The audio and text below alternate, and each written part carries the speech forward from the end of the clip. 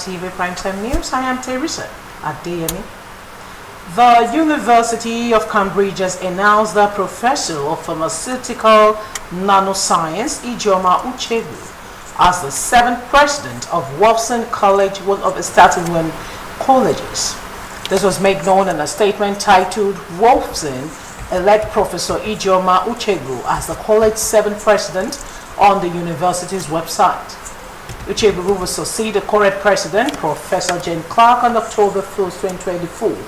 Is known for a groundbreaking work in nanoparticle drug delivery. The Nigerian professor currently lectures at University College London.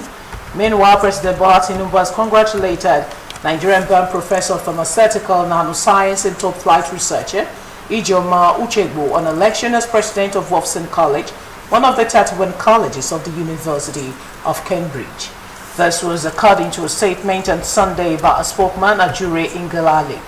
The President celebrated the outstanding accomplishment and commended Professor Uchegbu for being an excellent ambassador for the country and for a relentless effort to advance the frontiers of pharmaceutical science. The National Drug Law Enforcement Agency said that a multi-million naira mansion located at K5A2 Road 14, Victoria Garden City Estate, Lekki, Lagos, used as clandestine laboratory for the production of methamphetamine by a convicted drug baron, Okenwa Chris Nzewi, has been forfeited to the federal government. The agency said this followed a successful prosecution and conviction in court for drug offences. In a press statement released on Sunday, the agency spokesman Femi Babafemi said Okenwa was arrested along with his associate Sonny Okeuka on 30th July 2022 and subsequently arraigned on 4 counts in charge at the Federal High Court, Lagos.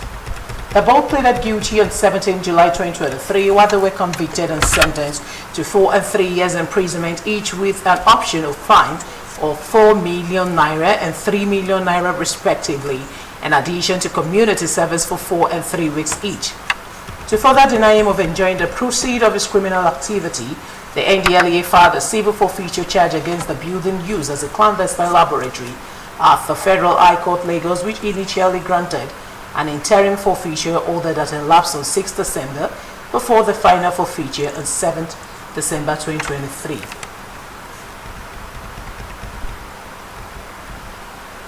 Lagos State Governor Babajide Sanwo-Olu has called for the support of local and international investors to partner MSMEs and scale up those products and services in order to break into AfCFTA and global market. He said with the collaboration, there will be a reasonable return on investment for small businesses in Lagos and Nigeria. Speaking at the closing ceremony of the 8th Lagos MSMEs exclusive trade fair held at the Y Arena, Awolowo Road, Ikoyi, with the theme, Empowering MSMEs for AfCFTA Excellence through Sustainable Economic Growth, Governor Sanwo-Olu explained that the fair is a marketing platform to promote the product and services of entrepreneurs in the state at no cost. The governor, who was represented by the Commissioner for Commerce, Cooperatives, Trade and Investment, Folashade Ambrose Medeben, noted that the trade fair has been a period of networking among the MSMEs and visitors, along with fruitful deliberation during the business clinic, facilitated by critical stakeholders. The chairman, Lagos State All Progressive Congress APC, Cornelius Ojelabi, charged the young entrepreneurs in the state to key into numerous programs designed by the government to boost investment and create wealth.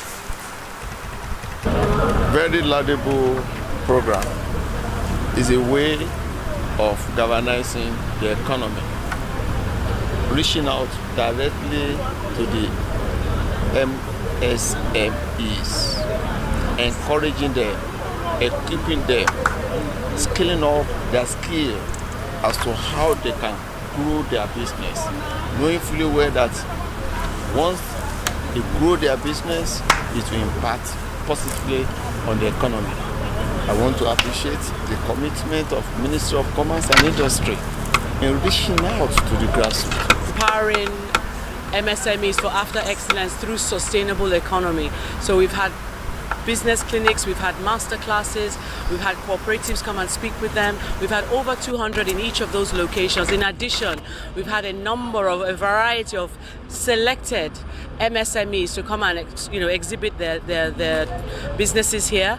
We've tried to make sure we brought in banks, we brought in payment systems, and we're just trying to make sure that the whole essence of this actual trade fair actually is a collective success. It's important to continue to be resilient. The realities of doing business is that you do have to be innovative. You do have to set up yourselves for success by making sure you're improving yourselves. You do have to make sure that you're understanding proactively those things that you need to do in order to make sure your business continues to success. Progressive Yoruba Youth Congress (PYC) has implored President Bola Tinubu to caution the Federal Capital Territory Nyesom Wike over his role in the ongoing political crisis in Rivers State. The PIC alleged that the silence of the president may mislead many people to assume he is in support of Wike's action. Recall that Rivers State Governor Fubara and his predecessor in office, Wike, were at loggerheads over control of political structure and resources in the state. At a press conference on Sunday in Lagos, the group called on the president to denounce the assault on democracy in Rivers State and direct that all government institutions act according to the law.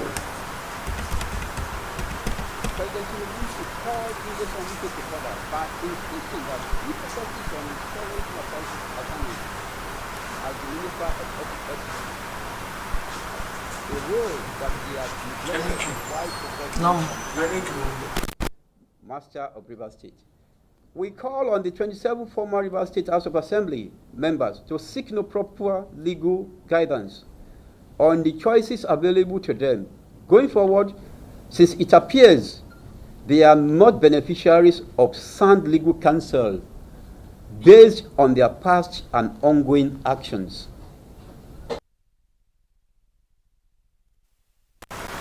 As Nigeria prepares for the Christmas and New Year celebration, a world of advice has gone to the widows' folks to utilize their God-given talent to rebuild themselves and usher in a new way of life. The convener, Serendipity House of Widows Foundation, Olori Ayo Jayola, stressed the need for women to be self-independent, as this would help to place their families on a better socio-economic pedestal when the husband died. Speaking at the gathering where widows were feet, Jayola noted that the foundation will not relent in its advocacy role to get the government attention to the cause of the widows across Nigeria. She enjoined Nigerian leaders to empower and promote the social, economic, and political inclusion of the widows who are more vulnerable to society vices, as most widows experience a lot of challenges following the loss of a partner with their basic rights and dignities being violated often. Jayola and other speakers, which include Kazim Rabiu Abidemu and Nwanze Francisca, called on the government to assist the widows by providing a suitable accommodation for them. The speakers urged the government to continue to play its role in building a strong foundation for the future of younger ones. Widows are wonderful women. The world, the society should not see widows as useless women. We are wonderful women who have decided to open their eyes into four where the other man's eyes have been closed. My husband's hands can't help me anymore. His eyes can't see me anymore. His thoughts can't come to me anymore. Widows are going through this, and I'm happy that we are teaching ourselves to be able to become more wonderful in widowhood. Government can empower us if they can give us handwork to do.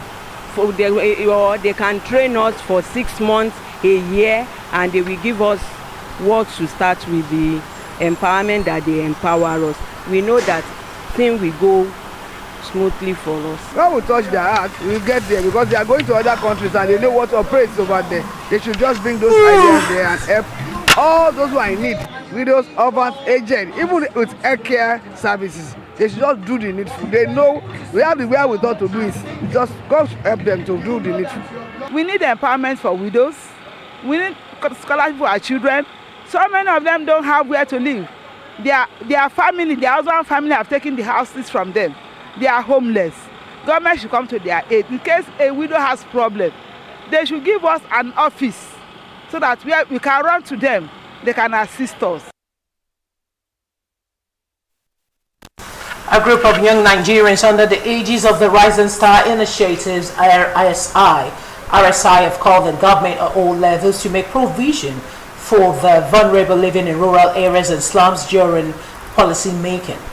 Speaking to journalists at the reach out to the people of Odufa community in Oworoshoki, the convener Esther Akama said residents in the slum deserve to live a good life to reduce all manner of unwanted pregnancies, underage childbearing, thuggery, and social vices.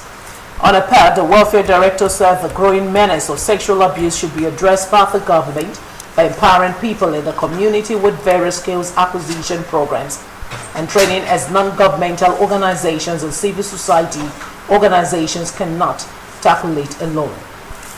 We brought it to the slum because there are less privileged people here, and we have people like in other parts of Lagos that are well-to-do. At least they can still sustain themselves for a long period of time. But these guys here, if you look around, it's not really.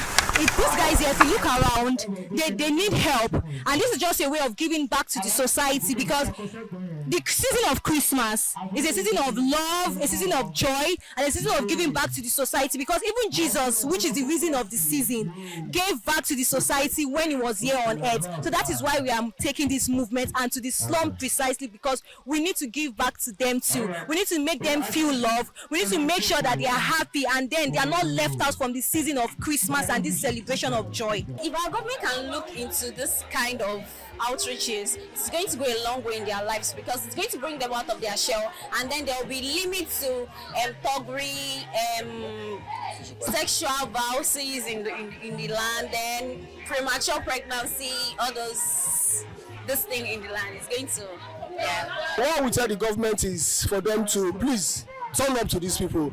They are human beings like us. They are people that have blood running in their vein. They want to live a good life. They want to live a better life. They want to experience that life that is enjoyable.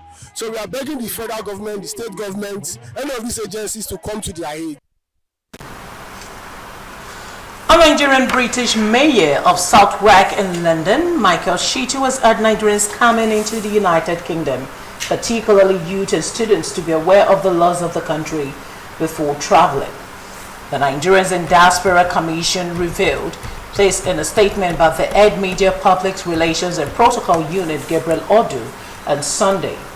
According to the statement, Mayor Shitu stated this during an exclusive chat with the chairman of NETCOM, Abike Dabiri Erewa, when she paid a courtesy call to him in his office in Southwark, London. Mayor Shitu believes that if the youth, especially the students, are properly briefed, they would avoid getting into trouble